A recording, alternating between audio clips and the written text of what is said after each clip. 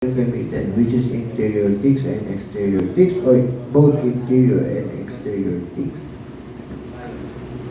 Ang gamitin ko na lang po ay yung zebra. Yan. Once magkaroon na kayo ng frame, magkaroon na tayong tick mark sa loob, meron tayong frame, lalagyan na natin siya ng coordinates sa gilid using draw coordinates. Yun. Ang mahirap gawin is i-check yung draw coordinates. Yan. Once nakaklik yung draw coordinates, magkakaroon na siya ng value ng coordinates dito doon sa bawat kanto ng ating map. Kaso, ang format niya ay naka-decimal value. Paano natin siya mapapalitan? Pwede natin i-select yung format. Into decimal, papalitan natin ng degrees, minutes, and seconds. With suffix. Ito na lang ako. Pwede din degrees, minutes, second with suffix, pero ako ay gagawin degrees, minutes, and suffix.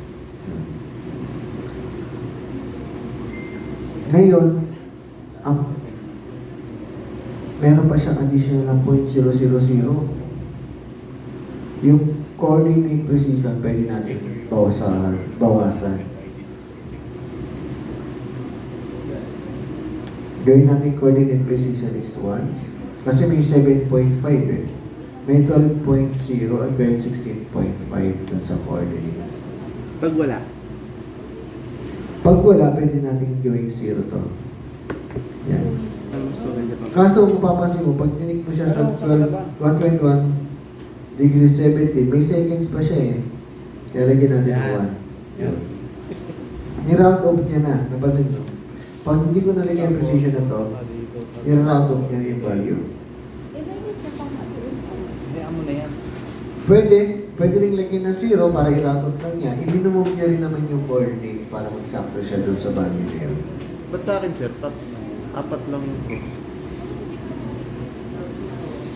0.075 yung x and y. Dapat yan ang yung mga mo sir. Dapat pare-parehas tayo. Sa ano? Green.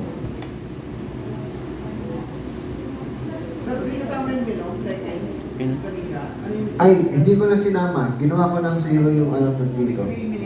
Yung coordinate precision ko ginawa ko ng 0 para wala ng point something.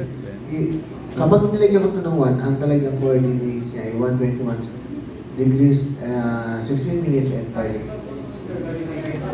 Ngayon, pag nilagyan kong 0 yung precision, tignan nyo, nag-move yung coordinates ng 121 degrees and 17 minutes na lang. Ni-round off nyo na. 3 meters. 3 meters. Ay, mali sa'yo. Ito. Ayun. Yung wheel. Pag nagkamali kayo doon sa wheel, pag ginamit yung wheel, yan, napansin ko kanina, may nagbago dito sa aking settings. Oh, 3 meters. Nagkaroon ng inside frame. Dapat outside frame yan. Ano ba? Huwag yung gagamitin yung wheel kapag nandito kayo sa grid. Huwag kayo mag-scroll. Kasi nababago yung settings. Reminders lang po. Yun. Degrees, minutes, suffix. Eto. Hindi ko na sinama yung Alam mo seconds. bakit nabago? Tapos lalagyan ko ng precision is 0 yun. Alam mo bakit nabago? Kasi na-scroll ka na.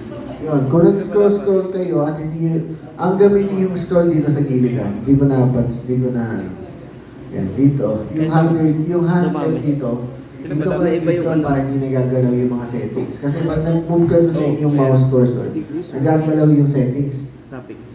Yun. Sir, paano pag na-scroll, paano ibabalik sa daan? Secret. May seconds ka rin eh. Delete mo at modify ka ulit. Ngayon, Ano lang siya? yung sa akin daw coordinates, napansin nyo, yung aking left and right ay horizontal. Doon sa left, pwede ko siyang palitan. Ito ang ginamit. From horizontal, gagawin ko siyang vertical ascending. Ito. And then sa right naman, from horizontal, lalagay ko siya is vertical descending. Nagkamali siya. Yan. Ayun nga. May net.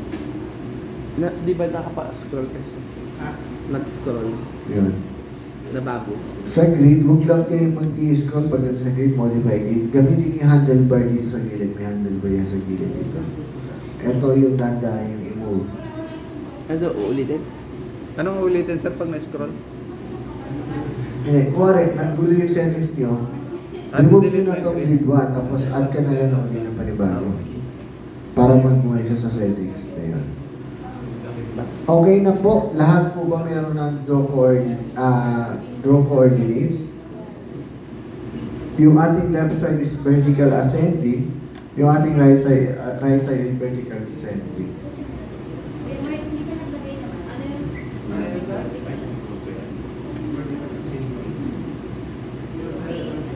Hindi pa. Wala pa, hindi pa ako naglagay ng scale. Hindi na ako naglagay ng sa scale kasi hindi ba naka-index ako. Yung isang scale lang lahat. Zoom mo kasi siya. Scale lang naman siya lahat. Mamaya, makikita rin natin. Bago ka Pag naglagay tayo ng scale. Sir, babagoy mo. Bago mo na natin project. Hindi. Yung left lang ang vertical ascending. Para yung right side naman ay vertical descending. Sa interval. 0.075 po yung interval.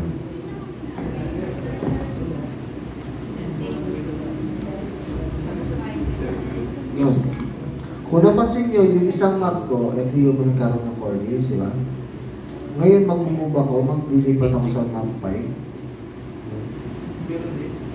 Ayan. Lahat na yan magkakaroon na. Ayan. Matagal na mag-load, pero susunod din yan.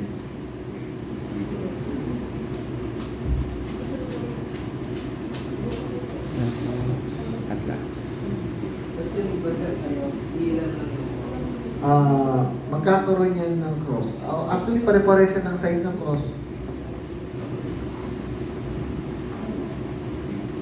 Dalawang ba yun? Anong dalawa tayo? Ito. Index, index, index.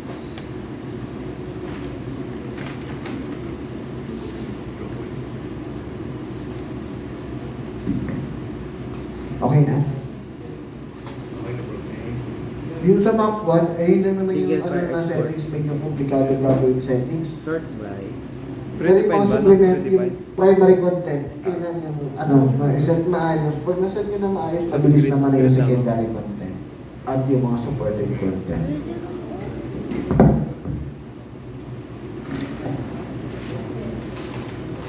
Ito mo atlas. Sa taas. Yan. Huwag mo lang scroll.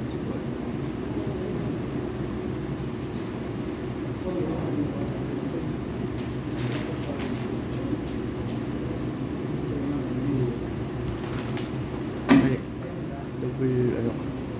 Double dot. Alam, marami nakalimot ng basic Natigal? Hindi. Yan. Okay. Ba't madami pa din? Sa basic, Nine, same procedure tatlo, lang din. Ano dagdag lang yung atlas. O baka depende sa ano. Oo. Depende pala din nga. Depende sa size Sa naman. size ng ano. Hindi, bakit akin hindi? Ganun pa rin.